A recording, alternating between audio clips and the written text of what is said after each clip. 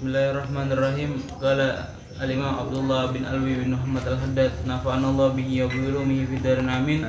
Fi kitabih Nasaihud Diniyah wal Wasail Maniyah ila an qala radhiyallahu ankum wa qala sallallahu alaihi wasallam li rajulin ista'zanahu fil jihad ahayyun walidak qala na'am qala fa fihi ma fajahid wa sa'alahu alaihi salatu wassalam rajulun faqala ma haqqul walidain ala waladihima faqala huma jannatuka wa naruka faqala alaihi salatu wassalam man sarrahu ayyumadda lahu fi umrihi wa yuzada lahu fi rizqihi falyabarra walidayhi wal yasil rahimah wa qala alaihi salatu wassalam salasatun harramallahu tabaraka wa ta'ala alaihimul jannah mudminul khamri wal aquli walidayhi wad dayuthul ladzi yukirrul khabatha fi ahlihi. Warada anna al-birral walidain afdala min al-hajji wal umrah wal jihad fi sabilillah wa anna al-aqli walidain la yanzurullahu ilayhi yawmal qiyamah wa annahu lam yaruh raihatal jannah.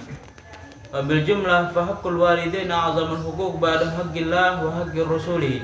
Fa'alaika bibirrihima wa bil ihsani ilayhima wa bi ta'atihima wa hufdil janah lahuma wa bi taqdihima fil birri was silah wal ma'ruf ala nafsika wa ala ahlika wa auladika min ghairi minnatin alayhima wa la istisqalihima wa adda hajatuhuma ilayka wa raghbatuhuma fi birrika wa hidmatika iyyahuma min a'zami ma min Allah bihi alayka wa waffaqaka lahu. Wa'lam annal birral walidah ad'afu birral walid kama warada fil hadits wa la'alla sabab fi dzalika ma'a taqasihil walidah min ta'abil hamal wa masyaqqatil wad'i wa mu'natir rada' wa tarbiyah wa mazidul hananah wa syafaqah wallahu a'lam. Assalamualaikum warahmatullahi wabarakatuh. Alhamdulillah wassalatu wassalamu ala rasulillah wa ala alihi wa man wala. Rabbi syrah li sadri wa yassir li amri wa hlul 'uqdatam min lisani yafqahu qawli. Subhanaka la ilma lana illa ma 'allamtana innaka antal alimul hakim. Amma ba'd. Segala puja dan puji kepada Allah, salawat serta salam kepada junjungan kita Nabi Muhammad sallallahu alaihi wasallam, para keluarga, sahabat, tabi'in serta seluruh umatnya yang selalu beristiqamah mengikuti sunnah-sunnahnya hingga yaumul qiyamah. Alhamdulillah, di pagi hari ini kita dapat kembali bersilaturahim di tempat yang insyaallah dipenuhi dengan rahmat serta berkah dari Allah Subhanahu wa taala untuk kembali bersama-sama mempelajari dan membahas syariat Rasul sallallahu alaihi wasallam. Semoga apa yang kita lakukan ini menjadi salah satu sebab dikabulkan semua hajat kita, dimudahkan segala urusan kita, diangkat segala kesulitan kita, dan juga diampuni segala dosa dan kekurangan kita semuanya. Amin ya rabbal alamin. Kembali kita membaca sedikit dari nasihat-nasihat Al-Habib Abdullah bin Alwi al-Haddad yang masih berbicara tentang birrul walidain, yaitu berbicara tentang berbakti dengan kedua orang tua, yang alhamdulillah sebelumnya sudah kita baca sebagian dari nasihat beliau. Sekali lagi semoga Allah jadikan kita semua sebagai anak-anak yang berbakti kepada kedua orang tua kita semuanya. Amin ya rabbal alamin. Dikatakan di sini qala al-mu'allif rahimahumullah wa nafa'ana bi dzikrihi amin. Sebelumnya yang dibaca tadi, kita baca lebih dulu hadis sebelumnya, yaitu waqala sallallahu alaihi wasallam birru aba'akum. Ini adalah hadis yang sering kita baca, dan hadis ini kalau dilihat dari segi sanad sebenarnya ada dhaf, ada sedikit lemahnya. Bahkan ini hadis dituliskan oleh Al-Imam Hakim dalam kitabnya Mustadrak. Walaupun dia dhaif, tapi di tajribah, kalau bahasa kita, kenyataannya begitu. Banyak kejadian yang seperti ini. Walaupun di dalam segi sanadnya lemah, tetapi bukan berarti langsung dibuang. Makanya Al Haddad menuliskan di dalam kitab Nasaihnya bahwa hadis ini dari segi sanad lemah, tapi kenyataan hidup, realita apa yang terjadi di lapangan begitu. Sama seperti sering kita dengar hadis sumu tasihhu, itu juga dhaif, tapi kenyataannya memang betul. Orang yang puasa itu apa? Sehat. Orang puasa dengan puasa sehat. hadisnya tapi lemah begitu. Jadi tidak setiap hadis yang lemah itu harus kita apa? Kita buang, tapi hanya penisbatan saja. Kita sebutkan ini hadis ya dhaif tapi maknanya sahih, tapi artinya itu apa? Benar, kejadiannya banyak. Apa bunyi hadis ini? Ini hadis riwayat Imam Hakimnya dalam kitab Al-Mustadrak. Birru aba'akum, baktilah kalian kepada bapak-bapak kalian. Taburrukum abna'ukum, niscaya anak-anak kalian akan apa? Berbakti kepada kalian. Jadi memang kenyataan kita kalau tidak berbakti sama orang tua kita, mustahil anak kita akan menjadi apa? Berbakti sama kita. Itu sudah menjadi apa? Sesuatu yang sudah kita ketahui bersama. Makanya dulu kalau ada orang yang kalau misalkan ulama didatangi sama seseorang, dia mengeluh tentang anak yang tidak berbakti, dia tak langsung nyalain anaknya. Dia jangan-jangan kamu juga dulunya apa? Nggak berbakti sama orang tuamu. Mungkin dulunya juga kamu suka menyakiti orang tuamu dengan mulutmu, maka saat ini anakmu pun apa? Melakukan itu. Nah ini hal-hal yang seperti ini sering dan nyata ya dalam kehidupan. Mungkin pernah dengar cerita bagaimana di zaman Bani Israel ada seorang anak yang memiliki orang tua yang sudah tua renta. Lama-lama sudah dirawat, akhirnya orang ini, anak ini pegel, capek sama orang tuanya, dibawa dia naik apa? Kuda. Dia naik kuda sendiri, 2 kuda dibawa. Sampai di tengah jalan dekat bukit, bapaknya diturunin. Si anak pun turun. Setelah itu dia mau bunuh tuh bapaknya, dibunuh. Udah apa? Dia bilang saya capek ngurus apa? Bapak saya bunuh aja di sini. Si bapak dibilang jangan kau bunuh di tempat ini. Kalau kau mau bunuh aku jangan tempat ini. Bunuhlah aku di tempat itu. Ditunjuk satu tempat. Akhirnya dibawa ke tempat itu. Pas mau dibunuh, penasaran si anak. Sebelum membunuh penasaran, nanya dulu, kenapa bapak nggak melawan atau mungkin marah, tapi malah nyuruh pindah ke tempat ini, nggak di tempat itu. Dulu bapak saya bunuh di tempat ini. Dulu saya juga ngurus bapak saya pegel, lama mati saya bunuh di tempat ini. Jadi saya minta, dan ini adalah apa? Kama tadi nutudan, kalau bahasa kitanya apa? Apa yang telah kau lakukan, kau akan mendapatkan seperti itu. Nah ini adalah kenyataan, memang ada. Walaupun di dalam segi sanadnya apa? Fihi dha'af, tetapi artinya sahih, banyak terjadi. Kalau kita mau nanti setelah meninggal didoakan sama anak-anak kita, sering mereka membaca Rabbighfirli wali walidayya warhamhuma kama rabbayani shaghira, maka saat ini seringlah baca doa itu untuk orang tua kita. Jangan berharap anak kita sering bacain doa kita kalau sudah meninggal, sementara kita sendiri nggak pernah apa? Nggak pernah doain orang tua kita. Itu nggak mungkin, susah. Kalau kita pengen nanti setelah kita meninggal kuburan kita diziarahi, tidak dilupakan sama anak-anak kita, maka ziarahilah kuburan orang tua kita. Kalau kita nggak pernah ziarah ke orang tua kita, kita biarkan begitu saja, maka nanti pun waktu kita meninggal nggak ada yang apa? Anak-anak kita. Mungkin kita sering rajin ziarah ke para aulia, ziarah kepada mujahid, orang-orang yang berjuang di jalan Allah, ke para ulama, tapi nggak berziarah ke orang tua. Nanti anak kita pun begitu nanti. Setelah kita meninggal, mereka ziarah ke para ulama, tapi nggak datangin kita, nggak ziarahin kita. Itulah yang dikatakan apa? Birru aba'akum taburrukum abna'ukum. Kalau mau anak-anak kita menjadi anak berbakti, berbaktilah dengan orang tua. Subhanallah. Jadi apapun yang akan kita lakukan, pikirkan. Kalau saya ngomong kasar begini, suka nggak sama orang tua kita? Nanti ketika kita suka ngomong gitu, anak kita pun akan ngomong begitu. Nah ini tentunya sekali lagi kata para ulama, bitajribah, dengan kenyataan di lapangan, memang betul itu terjadi. Maka walaupun di dalam segi sanad hadis ini dhaaf, lemah, tetapi ditulis oleh Al-Haddad. Kenapa? Karena memang kejadian seperti itu. Wa'ifu an nisa'in nas, dan jagalah pandanganmu dari wanita orang atau dari istri orang, dari putri-putri orang lain. Kenapa? Ta'ifu nisa'ukum, niscaya orang istri-istri apa? Istri-istri kalian itu juga akan menjaga. Anak putri kalian pun akan terjaga dan menjaga. Subhanallah, ini juga pengaruh. Jadi kalau kita suka apa? Godain orang, istri orang, nanti istri kita apa? Godain orang, jangan marah. Makanya dulu kan pernah Rasulullah SAW melarang orang yang berzina. Waktu dia datang berzina, dia bilang apa? Apakah kau rela kalau ibumu dizinai orang? Tidak. Apakah engkau rela kalau putrimu dizinai orang? Tidak. Ketahuilah, engkau berzina sama si fulan, sama si fulana, entah fulana itu ibunya orang, atau istrinya orang, atau putrinya orang. Seperti engkau tidak mau putrimu, istrimu, dan ibumu dizinai, maka jangan menzinai siapa? Orang. Subhanallah, itu adalah ufu anin nisa, ta'ifu nisa hukum. Nah ini tentunya sekali lagi, walaupun hadis ini fihi dha'af, tetapi sangat luar biasa dan terjadi. Ini yang dikatakan oleh para ulama berkaitan dengan hadis ini. Wa qala sallallahu alaihi wasallam li rajulin istadzana fil jihad. Dan Rasulullah sallallahu alaihi wasallam pernah bersabda li rajulin, kepada seseorang. Ini dikatakan pemuda. Jadi istadzana li rajul, di sini disebutkan rajul. Ini hadis sahih. Kemudian diceritakan oleh para ulama, rajul di sini adalah syabab. Jadi ini adalah seorang pemuda. Bahkan diriwayatkan bahwa pemuda ini ada pernah kejadian, pemuda dari Yaman. Dari Yaman dia datang ke Madinah Al-Munawwarah. Yaman Madinah jaraknya lumayan apa? Jauh. Apalagi zaman dulu nggak ada apa? Nggak ada bis, nggak ada pesawat.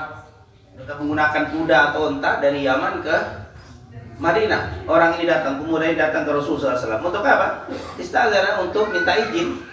Untuk apa? Jihad fisabilillah. Dia ikut jihad bersama Rasulullah SAW.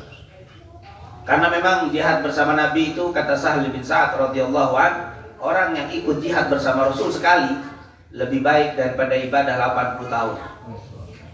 Jihad sekali bersama Rasul lebih baik daripada ibadah tidak pernah maksiat selama 80 tahun. Subhanallah, luar biasa. Jihad bersama Rasul sallallahu alaihi wasallam. Wa qala sallallahu alaihi wasallam li rajulin, lalu berkatalah Nabi Muhammad sallallahu alaihi wasallam li rajul, kepada seseorang. Kepada siapa ini orang? Istadzanahu, yang minta izin kepada Nabi fil jihad, di dalam apa? Berjihad di jalan Allah Subhanahu wa taala. Nabi enggak langsung izinin, tapi dia nanya, "Ahayyun, apakah masih hidup? Siapa orang tuamu?" Yaitu siapa? Walidati, itu orang tuamu, ibu masih hidup Pak? Ahai, masih hidup enggak dia orang? Orang tua masih ada kan? Kenapa Rasulullah nanya kayak begitu? Karena dia masih muda. Nah, bukan kalau sudah tua, ya biasanya orang tuanya sudah apa? Sudah meninggal. Ini masih muda. Dan tentunya ini menunjukkan apa? Mukjizat Rasul sallallahu alaihi wasallam. Biasanya orang yang mau jihad langsung diizinin atau nggak ditanya, tapi ini orang tumben apa? Ditanya sama Nabi Muhammad sallallahu alaihi wasallam. Waktu dia tanya, kalau dia menjawab, "Nah, iya. Orang tua saya masih apa? Masih hidup."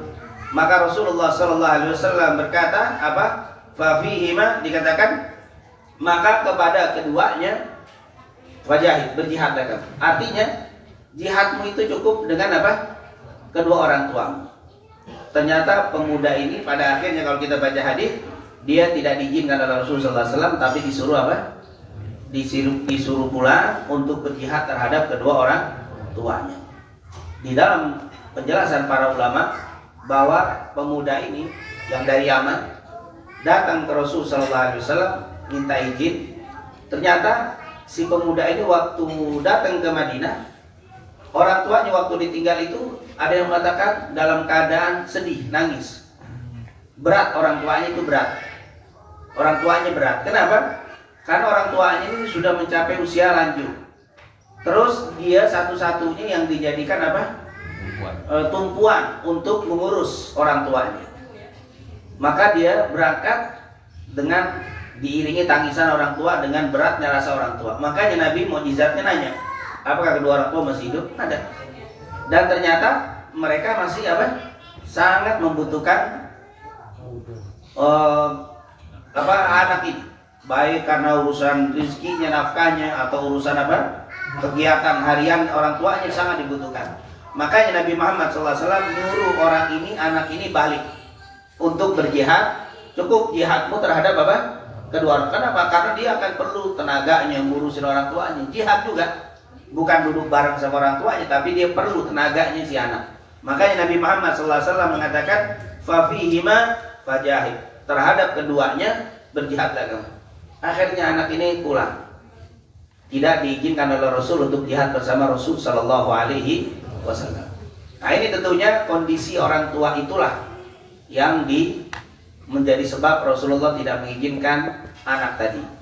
Nah ini tentunya tidak jadi dalil. Tidak jadi dalil setiap orang tua yang mau anaknya mau mana? Mau ta'lim. Udah. Kata Rasul, fafihimah fajahid.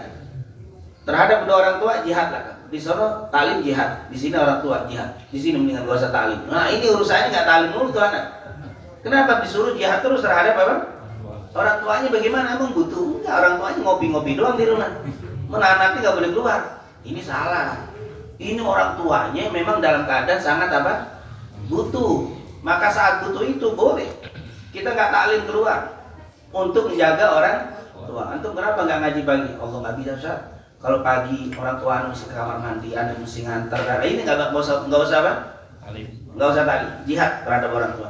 Tapi nggak ngaji ngapain? Orang tua duduk-duduk, nemenin orang tua Ustaz ngopi. Ya, katanya kan kata Rasul apa? Terhadap orang tua jihadlah kamu. Bukan begitu. Ini kejadiannya ini harus tahu ini hadis. Jangan pakai dalil ini. Tentunya bukan anak yang pakai dalil ini, orang tua yang pakai dalil ini. Orang tua setiap orang mau ta'lim, mau kemana? Pesantren nggak usah, udah di sini aja sama bapak. Di sana jihad, di sini jihad. Tapi kata Rasul, fa fihima fajahid. Terhadap kedua orang tua jihad. Cukup jihad di sini. Wah, perang sama Nabi aja dikalahin perang bersama Rasul. Yang pahalanya berapa? Lebih ibadah 80 tahun dikalahin dengan seorang tua. Orang tua cuman bantuin apa? Ngapain bantuin? Nyantai-nyantai duduk, nemenin ngobrol orang tua. Ini orang tua nggak begini, nggak apa? Sekali lagi ini harus tahu ini kondisi apa hadis ini. Karena kata para ulama ketika dibahas hadis ini, jihad kan wajib. Apalagi punya bersama Rasul sallallahu alaihi wasallam. Tapi kok bisa kalah? Iya, kondisinya seperti ini, tidak umum. Tidak setiap kejadian kita harus mengabdi kepada orang tua sampai akhir meninggalkan mentelantarkan apa? Jihad bersama Nabi Muhammad sallallahu alaihi wasallam. Nah, ini tentunya ada kasus-kasus yang harus kita lihat belakangnya. Sama seperti ketika kejadian Abdullah bin Umar radhiyallahu anhu. Dia punya istri yang sangat dia cintai. Kemudian Umar bin Khattab, ayahnya Umar bin Khattab ngelihat istrinya, tahu dia istrinya, langsung Abdullah bin Umar bilang, kata Umar bin Khattab, "Wahai Abdullah bin Umar, ceraikan istrimu. Ceraikan istrimu." Abdullah bin Umar sangat cinta sama si istrinya ini. Akhirnya bingung si Abdullah bin Umar, mau diceraiin dia cinta, nggak diceraiin ini disuruh sama bapaknya. Umar bin Khattab datang ke Rasulullah, "Ya Rasulullah, sikap saya terhadap istri saya bagaimana? Saya ceraikan, ikutin bapak saya, tapi saya masih cinta. Tapi kalau nggak saya ceraikan, ini orang tua, bagaimana Rasul?" Kata Rasulullah SAW, "Kalau engkau pegang bagus, masih engkau pertahankan istrimu bagus. Tapi engkau mengikuti ayahmu lebih bagus, ikuti ayahmu." Akhirnya dicerai. Tapi jangan pakai dalil umum. Itu siapa yang nyuruh? Umar bin Khattab. Umar bin Khattab nyuruh nyerai itu bukan karena apa? Emosi, bukan. Dia pandangan Umar bin Khattab. Umar bin Khattab itu afrasun nas. Kata Rasulullah SAW, orang yang paling kuat apa? Firasah Umar bin Khattab. Terus yang kedua, Umar melihat ternyata ini perempuan akhlak sama orang tua dia bagus, soleha, rapi. Cuma sama orang tuanya apa? Kurang bagus. Sama orang tuanya kurang bagus. Entah sama mertuanya Umar bin Khattab sendiri atau dengan orang tua sendiri. Dia bilang ini perempuan kurang bagus akhlak sama orang tua, suruh cerai. Nah, jadi harus tahu kasusnya kenapa disuruh cerai. Yang kedua, siapa yang nyuruh apa? Cerai. Jangan orang tuanya nyuruh, kenapa? Ada calon lagi yang lebih kaya, lain aja deh. Ngikut orang tua saya bingung. Wah, ini mah urusan apa? Lain orang tua. Sekarang kadang-kadang ngeliat apa? Dunia. Ini bukan. Ini ternyata harus tahu, jangan sampai pakai dalil Umar bin Khattab pernah nyuruh anak Abdullah bin Umar terus diikuti, terus nggak begitu. Dia harus apa? Harus dilihat belakangnya kalimat itu. Ini juga Rasulullah SAW terhadap kedua orang tua jihad. Tinggalkan, jangan kau perang bersamaku, pulanglah engkau ke orang tuamu, jihadlah bersama mereka. Nah, ini tentunya kasus seperti yang kita ceritakan tadi. Wasa'alahu sallallahu alaihi wasallam rajulun bagal.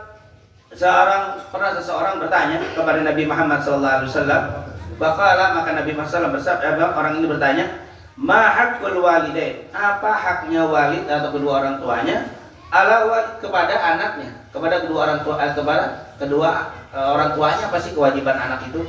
Jadi pernah seseorang bertanya kepada Rasulullah SAW tentang haknya kewajiban anak terhadap orang tuanya. Apa kata Rasulullah SAW? Huma, mereka berdua itu, orang tuamu itu apa? Jannatuka wa naruka. Dia adalah surgamu dan apa? Dan neraka. Jadi orang ini nanya, apa sih kedudukan kewajiban kita terhadap apa? Orang tua, kedudukan orang tua kita itu apa sih? Itu adalah surgamu dan apa? Neraka. Artinya apa? Kalau engkau bakti, engkau berbuat baik, dia akan menjadi surga, menjadi penyebab masuk surga dia. Tapi ketika engkau tidak berbakti, maka dia menjadi apa? Penyebab neraka. Subhanallah. Bahkan kalau kita baca hadis yang lain dari Imam Hakim dalam kitabnya Mustadrak dari Ka'ab bin Ujrah, hadis yang panjang ketika Rasulullah SAW naik mimbar itu, Sayyidan Nabi SAW al-mimbar, faqala amin amin amin 3 kali itu salah satu hadisnya, ba'udaman adraka walidah au ahadahuma al-kibar, kata Rasulullah SAW.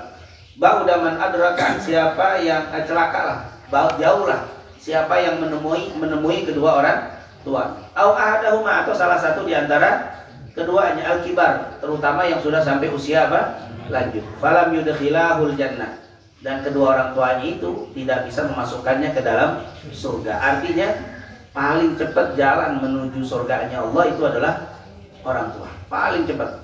Celaka orang yang punya kedua orang tua atau salah satu di antara mereka, terutama saat mereka usia lanjut, nggak bisa juga masukin dia ke dalam surganya Allah Subhanahu wa taala. Ini adalah orang tua. Jadi orang tua itu bisa menjadi surgamu dan orang tua itu bisa menjadi apa? Neraka. Subhanallah, ini merupakan kemuliaan orang tua. Semoga Allah jadikan seorang orang tua kita sebagai jalan menuju surga kita semuanya. Amin. Ya rabbal alamin. Wa qala sallallahu alaihi wasallam, man sarrahu, siapa yang pengen an yumiddalahu, untuk dibentangkan baginya di dalam fi umrihi, di dalam apa? Umurnya, maksudnya dibentangkan, diberkah.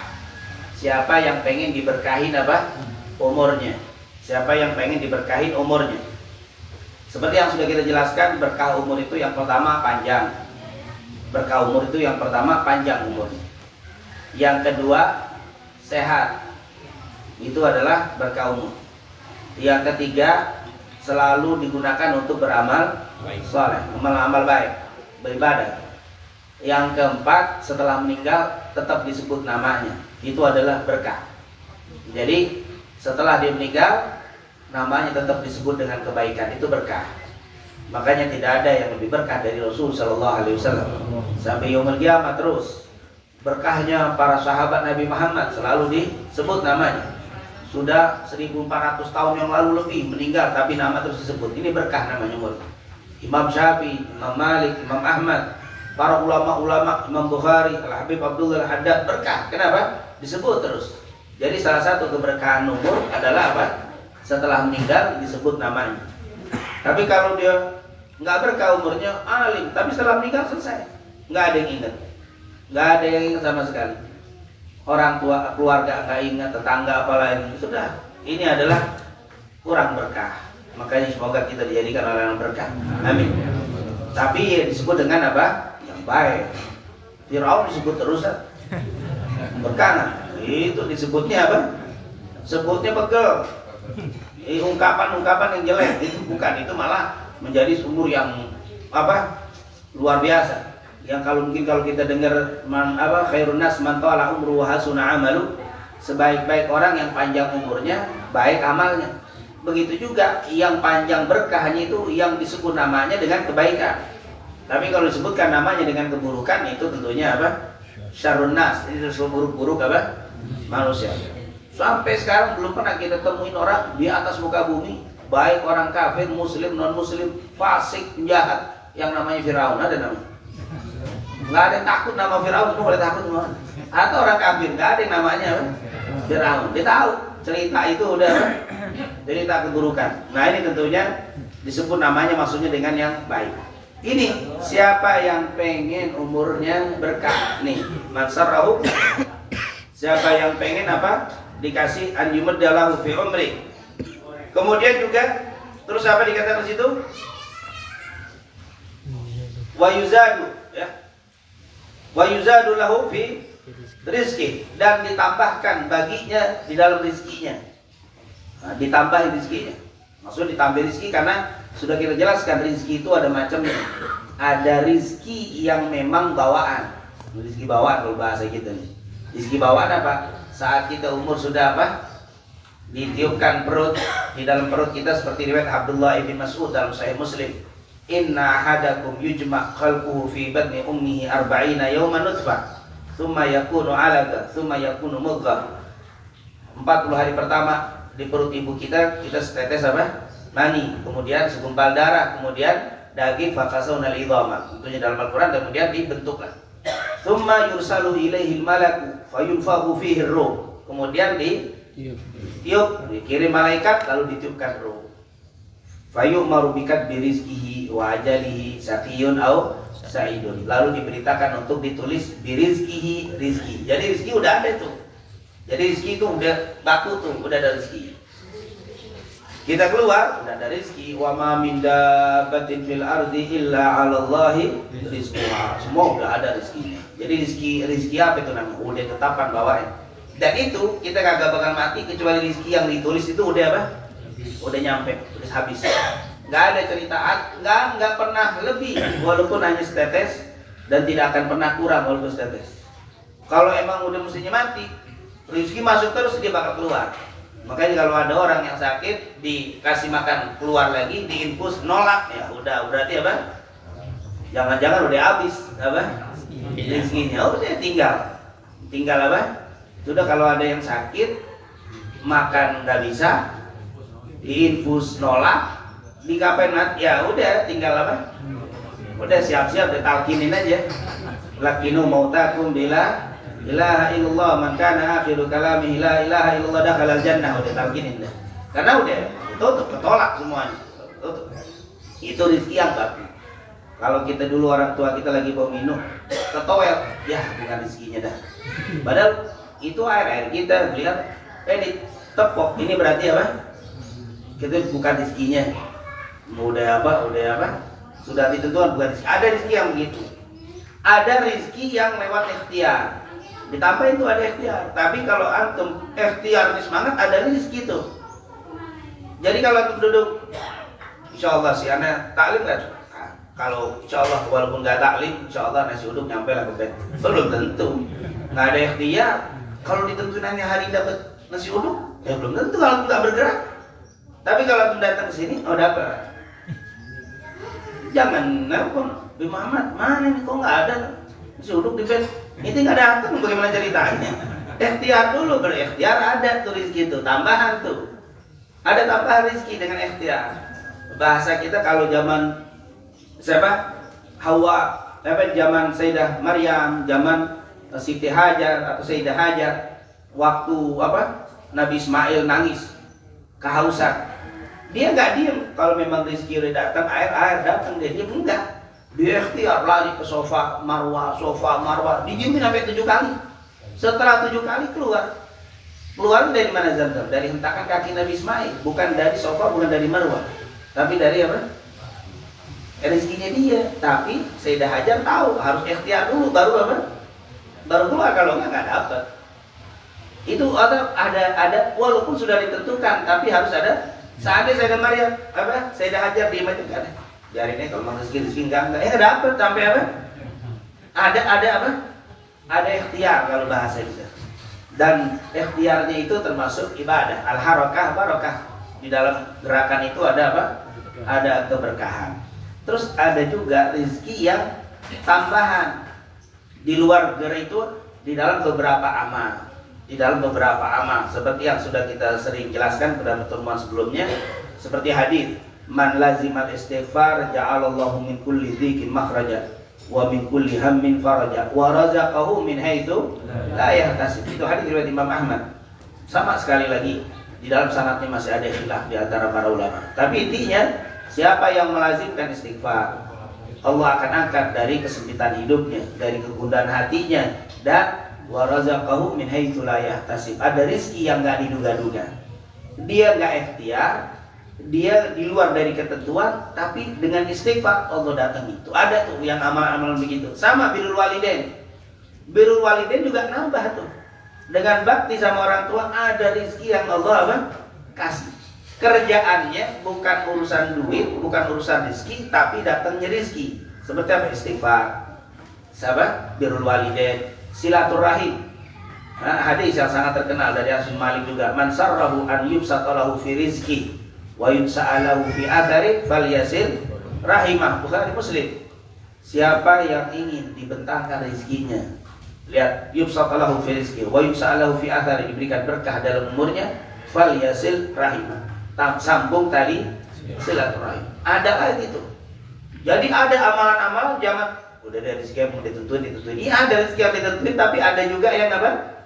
Makanya di hadis ini wayuza, dan ditambah. Nah, itu ditambah tuh dengan apa? Birrul walidain, dengan silaturahim.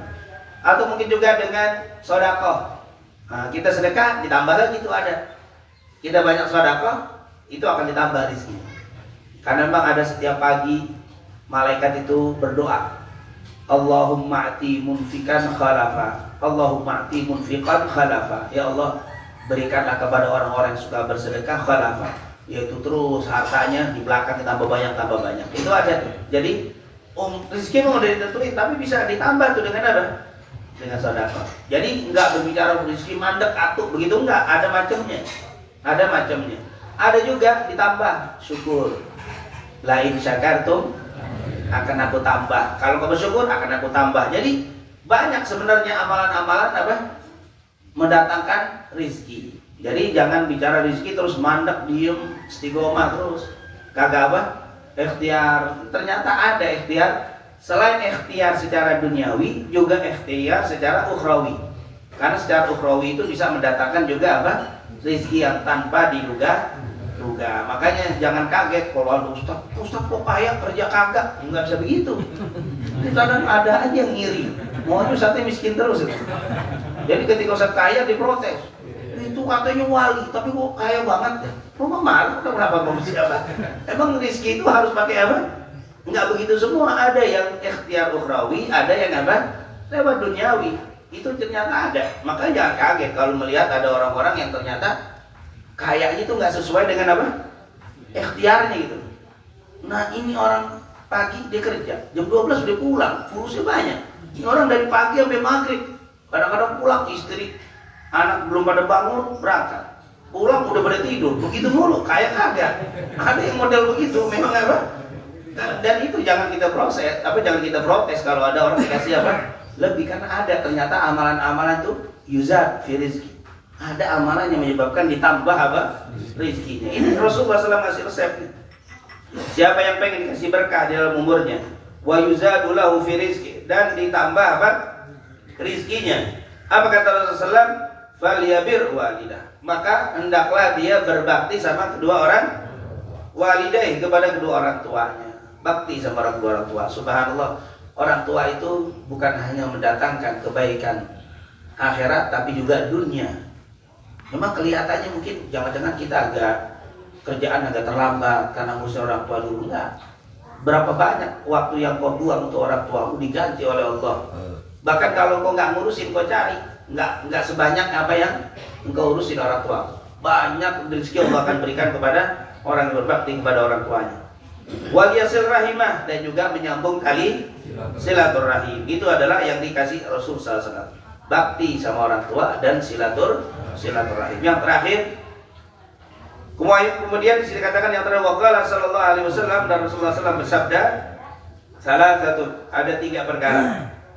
Ada 3 orang, 3 golongan, haramallahu tabaraka wa ta'ala, yang diharamkan oleh Allah subhanahu wa ta'ala, alaihimul jannah. Ada 3 golongan yang diharamkan oleh Allah surga. 3. Kalau diharamin berat. Haram diharamin, Allah diharamin, dilarang, artinya dilarang orang ini masuk apa? Surga. Siapa itu? Yang pertama, mudminul khamri. Nah, mudmin itu yang terus menerus apa? Meminum khamar, kecanduan. Kalau bahasa kita ya, kecanduan.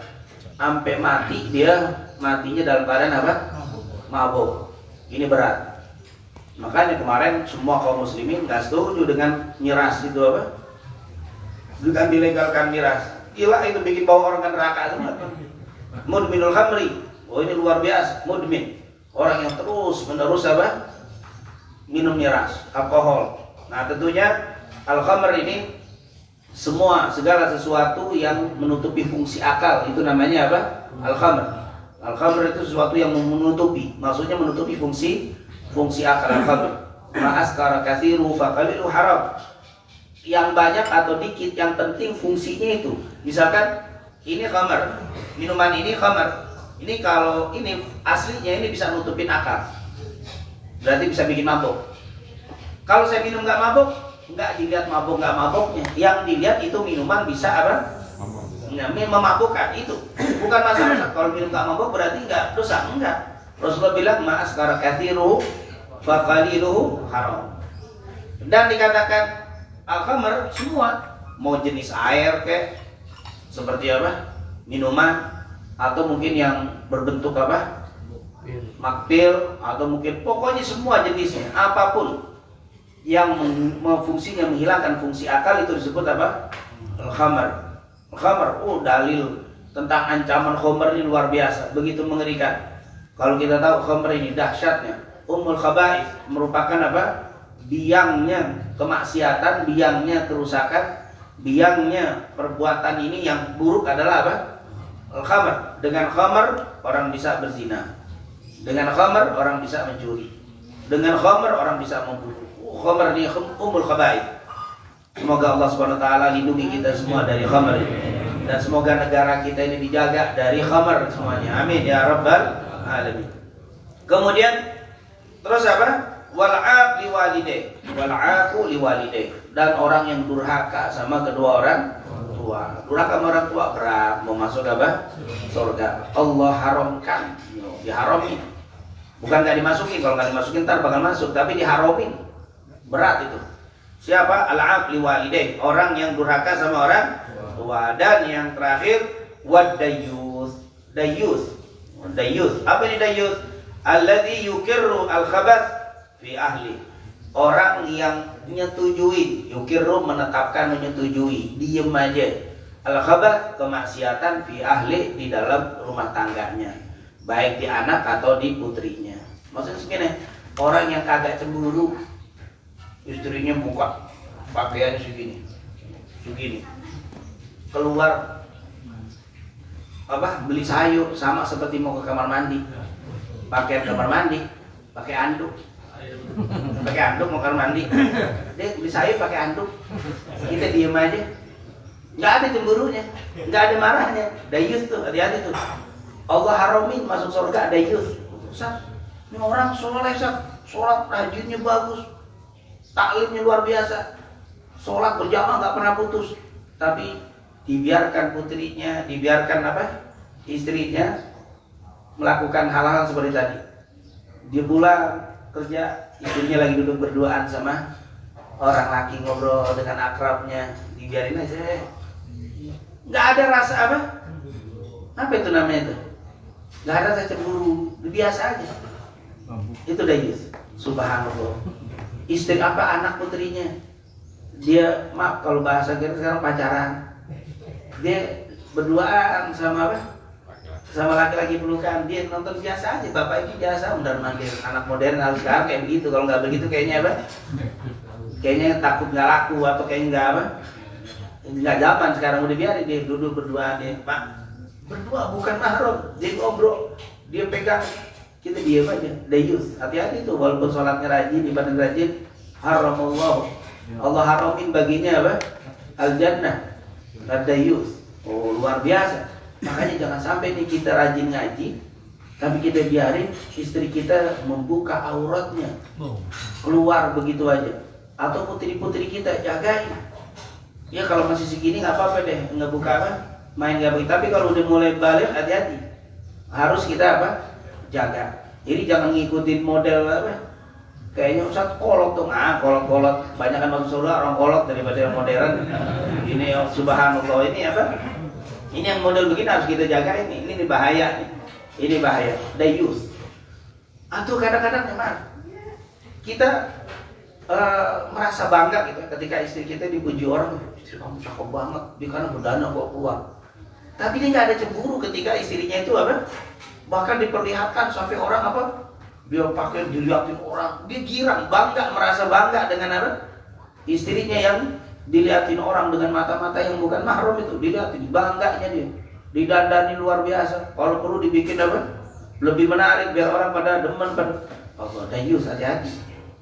Ini nih, ya Allah, kalau bilang apa itu hanya di kelas apa? Apalagi kalau sampai di kelas nasional dimasukin TV, didandan orang pada muji, apalagi dibuka aurat, dibangga istrinya. Sisa ayat, wallah, ini berat itu. Ini kata Rasulullah SAW, dayus. Zaman dulu nggak ada. Zaman dulu susah, sahabat dayus nggak ada. Pernah sahabat bertanya kepada Rasul, ya Rasulullah, kalau saya pulang, saya dapetin istri saya lagi apa? Main sama orang, sama tetangga kayak siapa di rumah saya. Saya marah misalkan, terus saya keluarin pedang saya bunuh ya Rasulullah. Bagaimana? Rasulullah itu hak. Jadi cemburunya itu bukan ngomel tapi apa? Membunuh. Saya bunuh tuh laki ya Rasulullah. Kan? Itu hak. Kata Subhanallah, begitulah kecemburuan yang memang harus ada di dalam apa? Seorang suami. Cemburu jangan sampai dibiarkan anak istri kita untuk apa? Melakukan kemaksiatan di apa? Rumah kita, di bawah naungan kita. Siapa yang tidak ada cemburunya, tidak ada marahnya ketika istrinya, ketika anaknya bermaksiat, dayus. Luar biasa. Ini kalimat dayus ini. Haramallahu alaihimul jannah. Allah haramkan bagi mereka apa? Surga. Ini dayus ya, jangan sampai. Tapi bukan dayus, ini kadang-kadang salah paham juga. Kita lagi datang ke sini ngobrol nih, bukan taklid, ngobrol habis dakwah selesai. Telepon istri kita, wah istri aneh, teleponnya aneh balik dulu ya. Dayus, bukan begitu. Dayus aja. Enggak, kan di situ mungkin ada kepentingan, ada perlu, ada keperluan kerja atau bikin apa bersih-bersih, pokoknya ada kepentingan. Itu bukan dayus. Emang apalagi maaf jam 10 nggak pulang, jam 12, jam 2 ngapain? Sini. Telepon bilang, awas jangan jadi dayus, jangan jawab, biarin, nggak jawab. Begadang, itu bukan begitu, itu salah. Dayus itu bukan begitu. Itu malah salah suami yang model begitu. Jangan kayak saya nggak mau jadi dayus. Akhirnya nggak pernah pulang. Apaan itu bukan. Jangan mentang-mentang jadi suami terus apa? Kewajiban keperhatian kita. Jangan sampai kita tidak memperhatikan istri dan anak kita sampai akhirnya apa? Mereka menjadi orang yang melanggar aturan Allah. Karena kita kenapa? Karena tadi takut jadi dayus. Kalau pergi 2 minggu, istri takut ngomel. Kalau ngomel, bentak lagi diam. Saya nggak mau jadi dayus. Wah, itu apa kalimat dayus itu? Dayus bukan begitu. Karena kadang-kadang jadi apa? Jadi bercandaan ya kan? Kalau pas lagi ngobrol diteleponin istri, padahal ngobrolnya nggak penting. Cuma ngopi, tunggu, kopi belum habis. Wah, bagus. Nambah lagi. Bukan habis. Emang nggak mau pulang, takut apa? Dibilang dayus. Bukan. Ini sekali lagi Bang. Dayus itu adalah apa? Meyukir. Kalau bahasa kita setuju. Tidak marah, tidak cemburu, tidak timbul dalam hatinya marah ketika anak istrinya yang putri ini ya, melakukan kemaksiatan. Dia diam aja. Ini namanya apa? Takut. Ntar anak saya, kalau saya omelin ngambek saya. Nanti akhirnya dibiarin dia melakukan maksiat. Apalagi istri, kalau saya tegur, ntar cerai gimana saya? Ya ini udah apa? Dayus, kuncinya udah apa? Dipegang apa kata orang? Dikendalikan. Apapun yang dilakukan nggak berani negor. Kenapa? Karena takut diceraiin, takut anaknya ntar marah. Ini dayus, nggak boleh.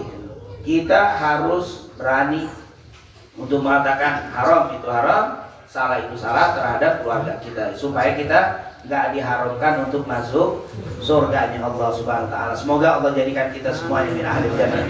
Allahumma adkhilnal jannata bi ghairi hisab. Amin ya rabbal alamin. Sebelum kita tutup, kita baca surah Fatihah untuk istri saudara Yudi. Ahmad Wahyudi. Siapa namanya? Itu namanya Anissa. Yang mana? Saudaranya Anissa Nur Rahmah. Anissa Nur Rahmah yang sedang 4 bulan ya. bulan. Nah, semoga Allah Subhanahu wa taala memberikan Amin. turunan yang saleh dan saleh, memberikan sehat wal afiat ala hadiniya wa ila hadratin Nabi Muhammadin sallallahu alaihi wasallam. Bismillahirrahmanirrahim.